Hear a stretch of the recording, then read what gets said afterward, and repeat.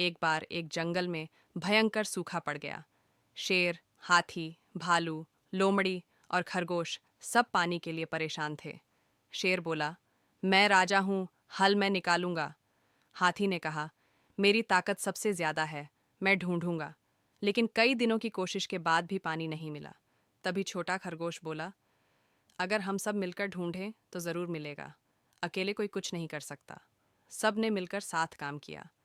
लोमड़ी ने रास्ता बताया, हाथी ने पेड़ हटाए, भालू ने गड्ढा खोदा और आखिर में छुपा हुआ झरना मिल गया। सभी जानवर समझ गए, असली ताकत एकता में होती है। अगर आपको कहानी पसंद आई हो तो लाइक करें और आगे ऐसी मज़ेदार कहानियों के लिए सब्सक्राइब ज़रूर करें।